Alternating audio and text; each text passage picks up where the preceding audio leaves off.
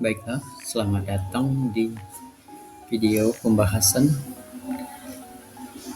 UTS Analisis Regresi. Perkenalkan, saya Dedin Syawana dengan NIM H1011221030. Topik kali ini adalah analisis pengaruh iklan TV, radio, dan surat kabar terhadap penjualan produk menggunakan regresi linear berganda.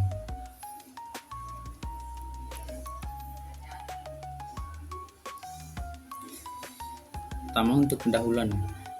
Penjualan merupakan salah satu indikator penting dalam menilai keberhasilan suatu perusahaan. Dalam upaya meningkatkan volume penjualan, perusahaan seringkali mengalokasikan anggaran untuk promosi melalui berbagai media, seperti televisi, radio, dan surat kabar. Namun tidak semua media promosi memberikan dampak yang sama terhadap peningkatan penjualan. Oleh karena itu, diperlukan analisis yang komprehensif untuk mengetahui sejauh mana pengaruh masing-masing media iklan terhadap penjualan. Dan analisis regresi linear berganda merupakan metode statistik yang tepat untuk mengukur hubungan antara beberapa variabel independen dengan variabel dependen. Melalui pendekatan ini dapat diidentifikasi media iklan mana yang paling efektif dalam mendongkrak penjualan. Nah, pada slide ini disajikan data penjualan untuk wilayah Amerika Serikat. Data yang disajikan adalah data primer yang menjadi fondasi dari analisis ini. Data terdiri dari 49 observasi yang mencakup variabel dependen, yaitu Y, dan 3 variabel independen dari surat kabar, radio, dan televisi. Data ini bersumber dari platform Kaggle, dan data inilah yang akan digunakan untuk menganalisis regresi berganda untuk mengungkap hubungan dan pengaruh masing-masing variabel. Selanjutnya, untuk hasil dan pembahasannya diawali dengan analisis statistik deskriptif. Terlihat pada slide, data yang digunakan melalui statistik deskriptif. Pada tabel diberikan informasi mengenai sebaran data dari setiap variabel yang diteliti, yaitu penjualan, iklan surat kabar, iklan radio, dan iklan TV. Untuk variabel penjualan, rata-ratanya adalah 16 dengan standar deviasi 3,1622 yang menunjukkan bahwa penjualan produk berkisar di sekitar nilai tersebut dengan fluktuasi yang tidak terlalu besar. Dan surat kabar mempunyai standar deviasi yang tinggi, yang mengindikasikan adanya variasi yang sangat lebar dalam pengeluaran iklan koran. Sementara radio, variasi datanya relatif lebih stabil dibandingkan surat kabar. Kemudian televisi, meskipun standar deviasinya juga tinggi, hal ini wajar mengingat besarnya skala anggaran yang dialokasikan untuk iklan televisi. Dengan memahami profil data ini kita dapat memiliki landasan yang lebih kuat untuk sebelum memasuki hasil analisis regresi dan pengujian lebih lanjut. Kemudian, uji asumsi klasik yang digunakan untuk memastikan keandalan model regresi ini. Pertama, ada uji normalitas dengan one sample Kolmogorov-Smirnov test menunjukkan nilai signifikasinya 0,200. Karena nilai ini lebih besar dari 0,05, dapat disimpulkan bahwa residual model berdistribusi normal, dan ini adalah kondisi ideal untuk analisis regresi. Kemudian selanjutnya, uji autokorelasi menggunakan Durbin Watson dapat diperoleh nilainya adalah 2,243. Nilai ini berada dalam rentang yang menunjukkan tidak adanya autokorelasi. Selain itu, model ini juga menunjukkan hasil yang baik pada koefisien determinasi dengan R-square sebesar 0,900, yang berarti 90% variasi penjualan dapat dijelaskan oleh ketiga variabel iklan ini. Dan standar error of the estimate sebesar 1,65 juga menunjukkan tingkat akurasi yang baik.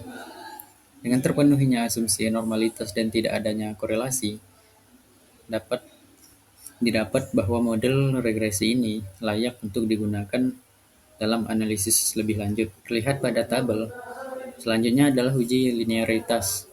Terlihat pada tabel, iklan radio dan televisi menunjukkan hubungan yang signifikan secara linear dengan penjualan, dengan nilai signifikasinya di bawah 0,001.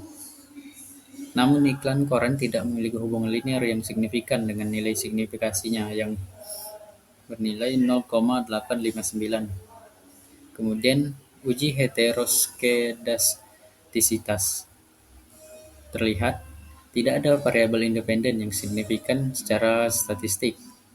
Nilai signifikasinya juga untuk semua variabel berada di atas 0,05, yang berarti tidak terjadi heteroskedastisitas dalam model ini. Atau dengan kata lain, varians residual bersifat homogen.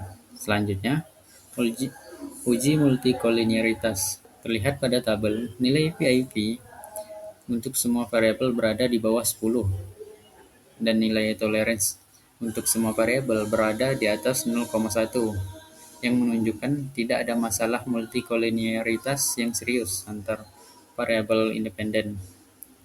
Dengan terpenuhi semua uji asumsi klasik ini, kita dapat bahwa model regresi yang kita bangun telah memenuhi persyaratan statistik yang diperlukan, dan hasil analisisnya dapat diandalkan untuk pengambilan keputusan.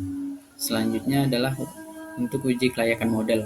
Dari uji T terlihat pada tabel, iklan TV memiliki koefisien 0,043 dengan nilai signifikasi 0,000, yang berarti setiap kenaikan 1 unit anggaran iklan TV akan meningkatkan penjualan sebesar 0,043 unit, dan pengaruh ini sangat signifikan.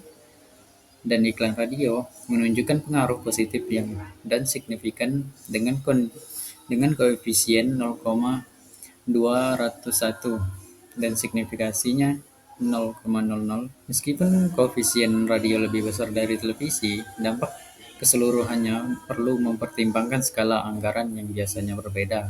Dan untuk iklan surat kabar justru menunjukkan koefisien yang negatif, yaitu negatif 0,019, dan ini tidak signifikan secara statistik dengan nilai signifikasinya 0,129.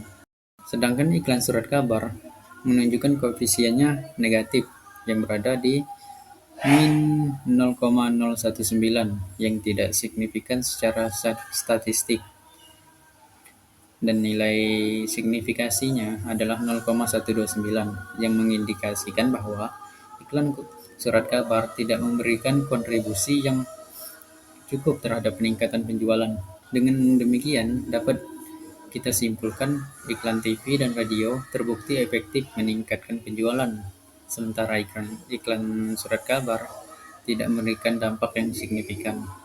Dapat disimpulkan bahwa iklan televisi dan radio berpengaruh signifikan dan positif terhadap penjualan produk, sementara iklan surat kabar tidak menunjukkan pengaruh yang signifikan. Model regresi yang diperoleh dinyatakan layak dan andal dengan nilai R-square-nya sebesar 0,900. Ini artinya 90% variasi penjualan dapat dijelaskan oleh ketiga variabel tersebut. Dan hasil uji F-nya juga mengonfirmasi bahwa secara keseluruhan model ini signifikan dalam memprediksi penjualan. Dari ketiga media iklan yang diteliti, televisi menempati posisi terpenting dengan koefisien regresi tertinggi, yang menunjukkan bahwa alokasi anggaran iklan yang lebih besar pada kedua media tersebut dapat secara efektif meningkatkan volume penjualan. Sedangkan surat kabar tidak memberikan dampak yang konsisten terhadap peningkatan penjualan, sehingga perlu dilakukan evaluasi ulang mengenai efektivitas penggunaannya. Seluruh asumsi klasik regresi telah terpenuhi, termasuk uji normalitas, autokorelasi, heteroskedastisitas, dan multikolinearitas, yang memperkuat keandalan hasil analisis regresi ini. Oleh karena itu, perusahaan disarankan untuk lebih memprioritaskan strategi pemasaran melalui televisi dan radio guna mengoptimalkan penjualan produk Dan model regresi yang dapat adalah Y sama dengan 3,467 min 0,019 X1 plus 0,201 X2 plus 0,43 X3. Sekian untuk penjelasannya. Saya ucapkan terima kasih.